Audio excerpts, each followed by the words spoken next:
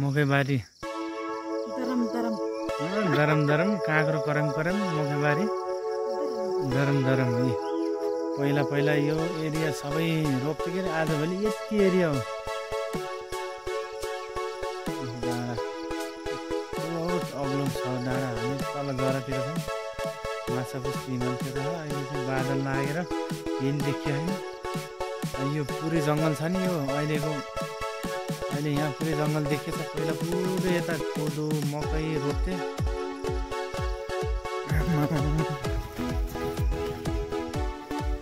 यस्तो छ जङ्गल पल्टेर झाडी घर पहिला हामी पारी बस्थ्यौँ वहाँबाट 2 घन्टा 1.5 घन्टा लगाएर स्कुल आउँथ्यौँ कति मोटो देखिएको अब यो पुरै बाँझै छ के गर्ने यो बाटो हुँदैन अब त्यो जङ्गलमा यस्तो होला घाँस काट्नु हिँड्दा दिनभरि हिँडेर दिनभरि काम गर्ने दिनभरि हिँड्ने गरिन्थ्यो पहिला पनि सबै बाँझो भएर आजभोलि त मान्छे छैन गाउँमा कहाँबाट खेती गर्ने पहिला त्यो पारीको उसमा नि खेतमा नि रोप्थ्यौँ छैन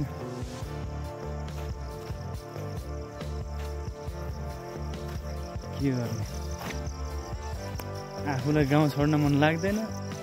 जति चाहिँ भएन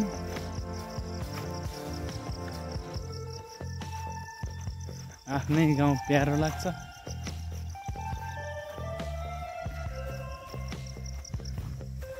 आउँदैछन् त्यत्रो बार नागेर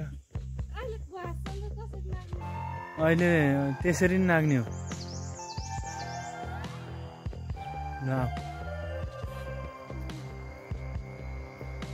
यता जाउँ त अगाडि बाटो सिधै हिँड न बाफ्रे यसरी मोटो देखियो क्या अब छोरो 1 वर्ष भएपछि बल्ल अलिकति घटाएर यो फल्छ तल जाने न गाई झर्ने यस्तो उकालो अनि यस्तो अप्ठ्यारो बाटो हिँड्नुपर्छ तल छङ्गै छ यताबाट भित्ती यसरी हिँड्नुपर्छ घाँस त हो त्यहाँ अझै 1-2 मिनट लाग्छ घाँस पुग्ने ठाउँमा घाँस काट्ने ठाउँमा त चिप्लियो भने फेरि यता आउँदो सर्लकै हो यता आउँदो झ्याङमा तल पुगिन्छ ल पढाउनु लाउला है त्यो छोड्दाखेरि मलाई यो मान्छेलाई नल्याउनु पर्ने रहेछ अब रित्तै हिँड्न त मुस्किल पर्यो उता यता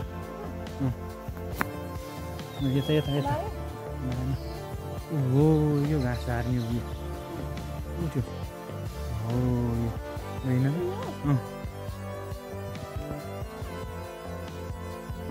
घाँस काट्ने ठाउँमा आइपुग्न लाग्यो अलिकति रहेछ यो झारेर तिमीले सम्हाल्नु म झार्छु अनि त्यसपछि फुर्केर अनि जाम्ला है फाइनल्ली आइपुग्यो है गाई यहाँ घाँसको रोप्ने ठाउँमा यो त फेरि अल्झेर हैरान छ फेरि अगाडि म चाहिँ रुखमा चढ्छु गाई रुख चाहिँ घाँस पनि यही हो यो घाँसलाई झारेर अनि तुसाराको हो कि कता छ पनि अनि फेरि यो घाँसले पुगेन भने जाम्ला नि त्यता नि ल अब तिमीले यसो हल्का 1-2 सट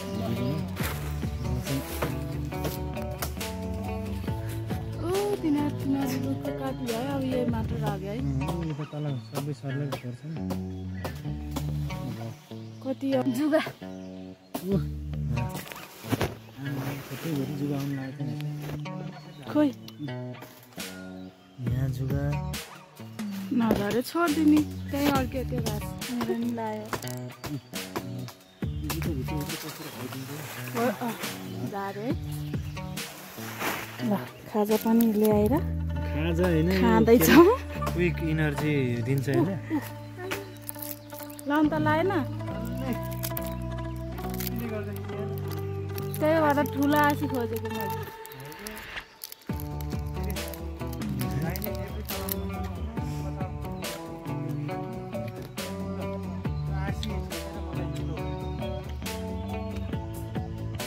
पक्नु ल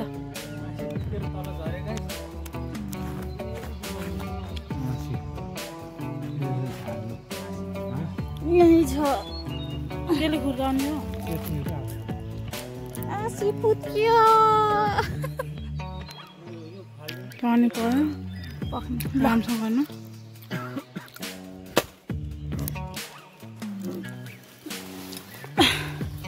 अब कता खोज्ने हो ढुङ्गा अब ढुङ्गा खोज्न हिँडेको फेरि आसी ठोक्ने आमा यस्तो छ बाटो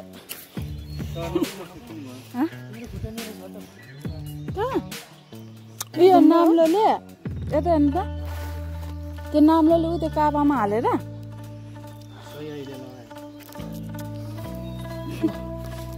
ढुङ्गा भेटियो होइन आसी ठोकियो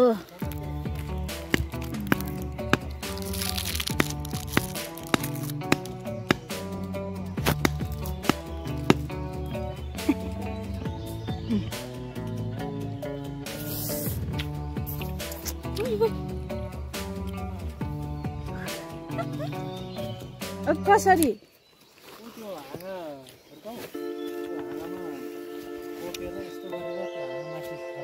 आसी खोइ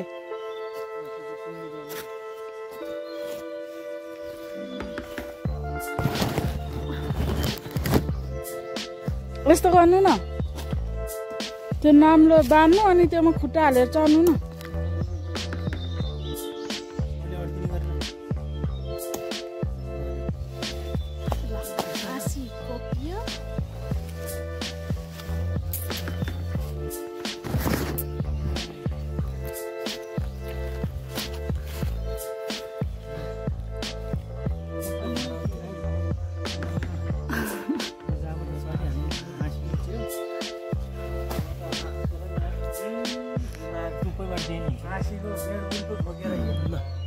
उल्टो भन्छ उल्टो भयो नि त तिमी अब साइड लगाएको छ हेर्नु पर्दैन अनि यस्तो गर्नु हेरे बोकेर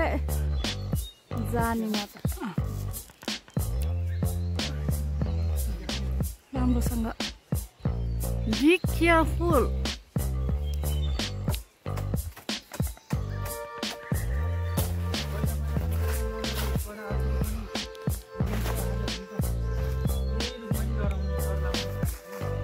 ल पहिला हाल्दा खस्यो झन् हल्लिन्छ है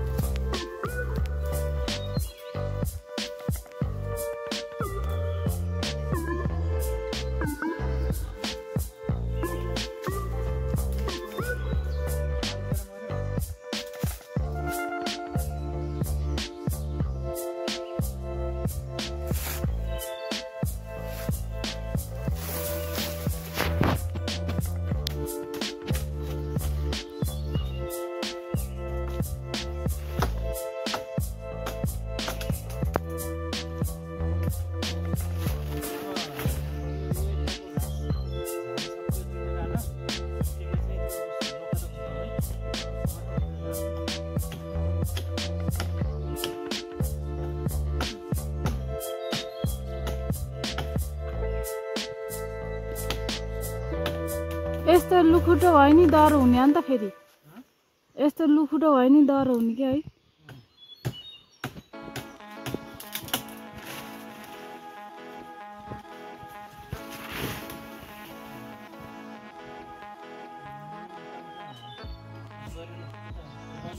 ल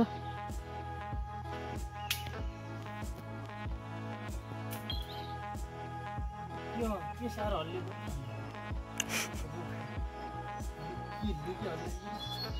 भाँचेला भाँचेला क्या के साह्रो हल्ले बाँदर जस्तो भयो बाँदरले पो माथि चढेर यस्तो हल्लाइदिन्छ के हल्ला भनेर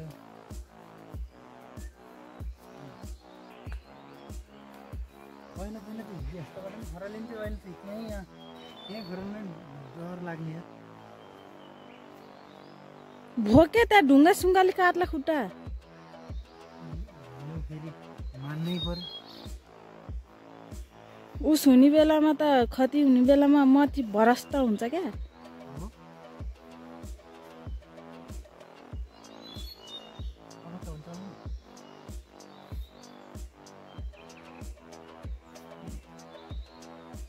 लाउरेको डोरी झुन्ना देखाउनु न अब है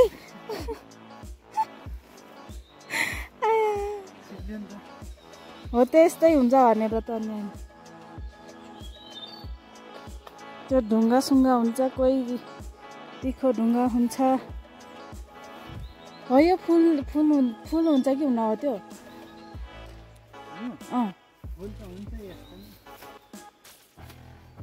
फेरि फुल्यो भने खतरा राम्रो हुन्छ नि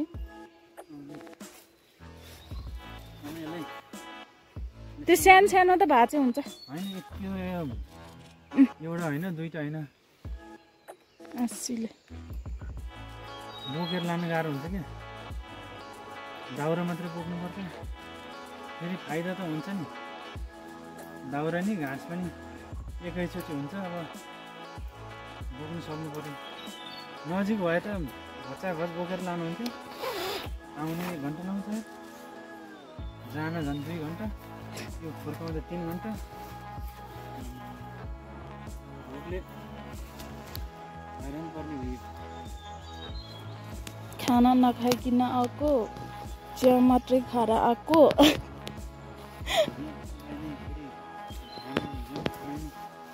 रुच्दैन चुक्काले टोकी कि क्या हो यहाँ त केही हिँड्ने नि जुगाइ हो कि भन्ने यो जुगामा भइराखेको भएर क्या त उता जुगा नलाउने ठाउँमा नि केही उस भेट्यो भने जुगा हो कि भन्ने जस्तो हुने क्या एकचोटि इन्डियामा म त्यस्तै भइछु जुगा चिप्लो चिप्लो हुन्छ नि त अनि चिप्लो चुरामा हो कि केमा हात परेर त जुगा जस्सेङ्ग भएको कि त्यति त भाज्नु न त्यति त खान्छ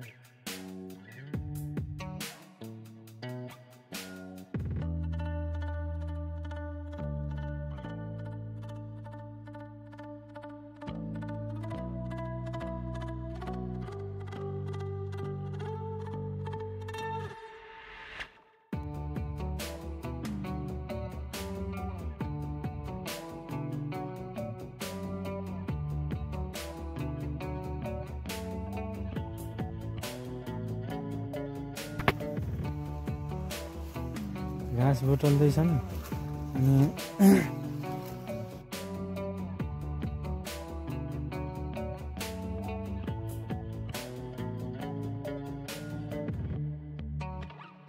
गाईहरू 1 घन्टा लाएर बल्ल बल्ल उकालो चढ्दैछ यहाँ। हेर्नुहोस् धेरै छ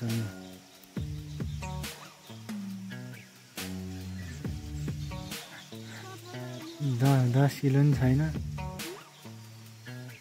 उहाँ माथि चौतारीमै छोडेर आयो नि।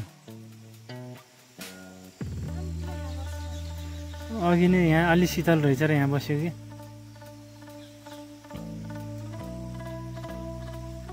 ल ल हिँड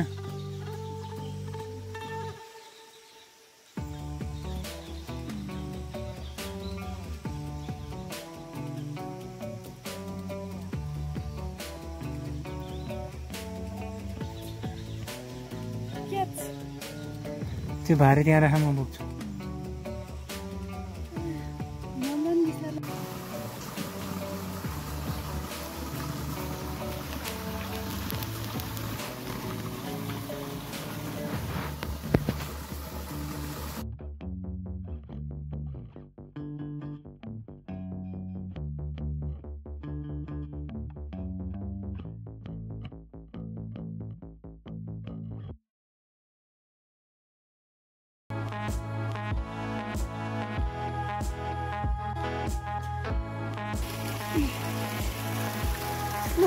चौतारीबाट हिँड्ने हो।